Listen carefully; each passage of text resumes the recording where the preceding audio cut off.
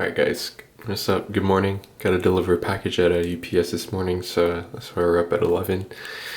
Try to get it out so that as soon as possible so I can get paid on eBay. So let's get ready. Like this fucking tan. It's fucking sick, huh? Alright. Alright guys. We are ready.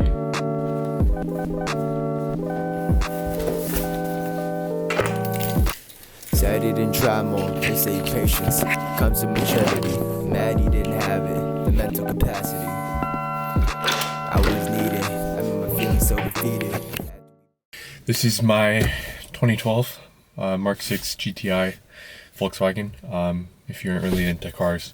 But this car, bought it last February, spent pretty much every time into this car, sadly. But this car is basically my track car, my daily driver, my grocery getter, whatever you want to call it. That's what it is, basically. It's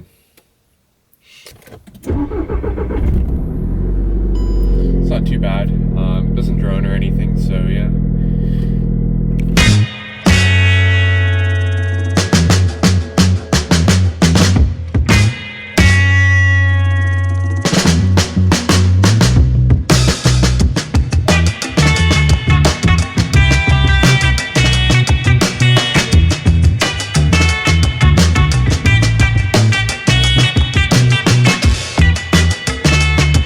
So we just got done in there. We're gonna call my mom, see if she wants me to pick up some lunch for her. Hello. Do you want me to get tacos? You want to get me chicken, maybe. Okay. Alright.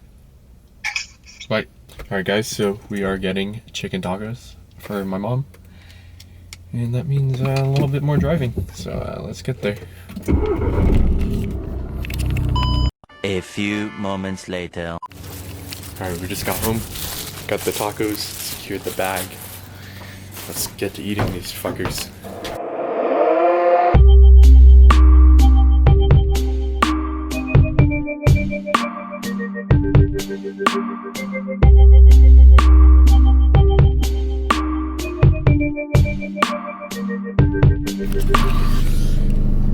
Those tacos are fucking good.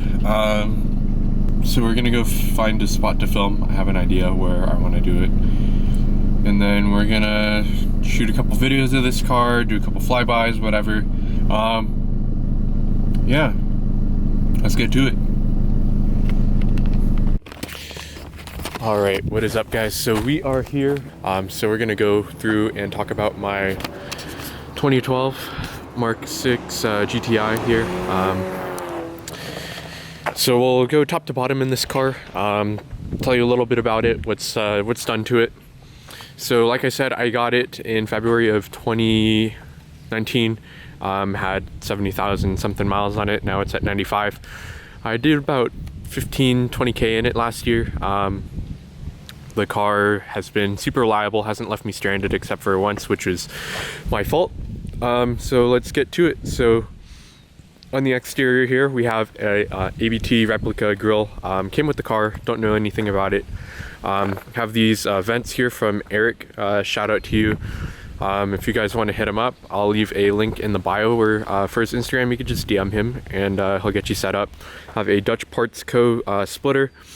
Have Aeroflow Dynamics canards there. And honestly, it looks really good. It completes the look. Even though the splitter is not a legitimate splitter like I would like it to be, at this moment it looks fine. Also have the Morimoto fog lights there. Then behind that grill there, you can't really see it, but there is a oil cooler back there. It's a Mokel 19 row oil cooler. Got that from one of my old buddies, and it's honestly, it keeps my oil temps really low. Haven't really seen too much. Smashing maybe see 205 oil temps, which is, you know, really low if you know anything about that. Have the dead set banner up top there with a couple track stickers there from a couple recent track events. These are Option Labs R716 18x8.5 ET45, And then I have a StopTech ST40 328 by 28 millimeter big brake kit there. I mean, these are probably the best of the best for brakes on this car. I mean, the pedal feel is just outstanding. You can hear the rotors clicking a little bit. I don't know if that picks up on camera, but that's just from the metal expanding on the rotor after it's been heated up. Then in there, we have AST 5100 coilovers. Got these for an absolute steal, brand new.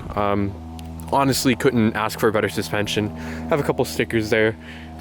In the rear, we have just the same, running a 255/35 18 Michelin Pilot Sport 4S.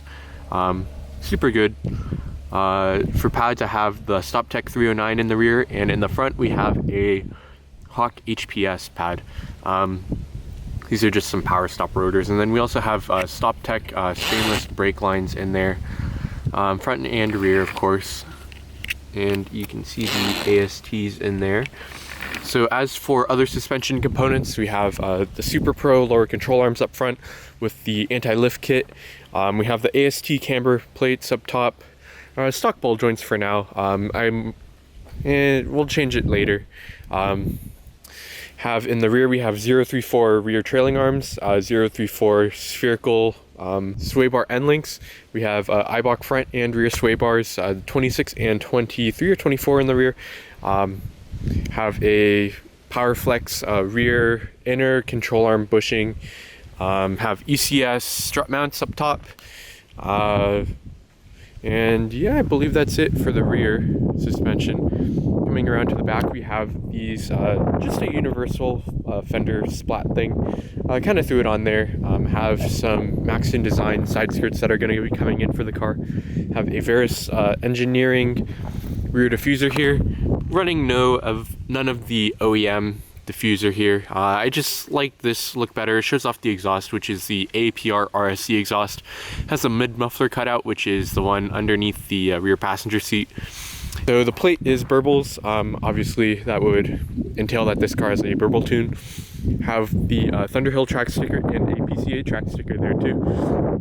So this livery is done by my good friend Tim, and it is the Brumos livery off of the old Porsche race team. For those of you that are like, oh, it's M, Brumos is a little bit older than M Performance, and yeah. So let's get into the motor and interior. So in the engine bay, it's pretty basic, I'd say. So we have a CTS intake with a green air filter. We have a oil accumulator down here from AccuSump. This is run through a Mokel thermostatic sandwich plate with 10 AN lines, dash 10 AN lines all the way through, and then it connects to the oil cooler down there.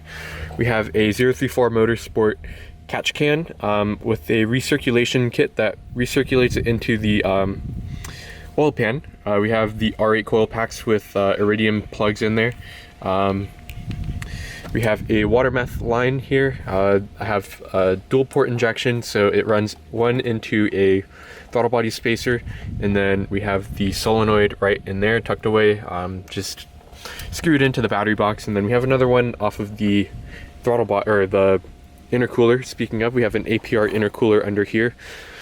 Stock radiator for now. I haven't experienced temperature issues with the car. We have a iBed. It's an oil pressure block kind of thing. It just allows me, if I wanted to, I can run oil pressure and other stuff through this block here. You can also run oil temp, but I find that my oil temp is better off of the oil cooler lines. Might not be as accurate just because it's the return line on the oil cooler or feed line.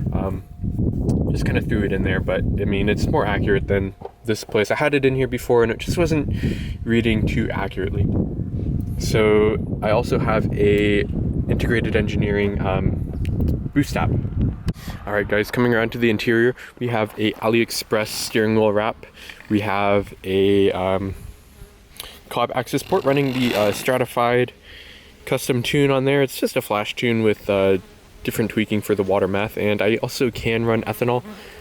We also have a AEM oil temp gauge there. I got a Defi boost gauge here, shout out to Justin for that one. Have a Momo seat in here. This is actually out of my dad's car, and kind of stole it from him. Have a Schroth Rally E harness. It's ASM certified, so I can use it on the street and it is legal. Speaking of the DSG, we have a 034 stage 2 DSG tune. It's just, honestly, it's one of the best products out there for the money. Can't really complain about that.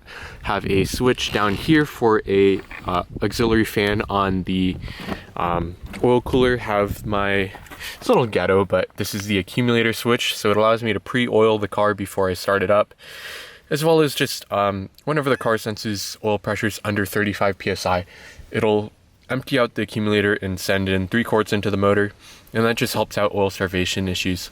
Also have the water methanol activation switch there, and yep, that's pretty much it for this car.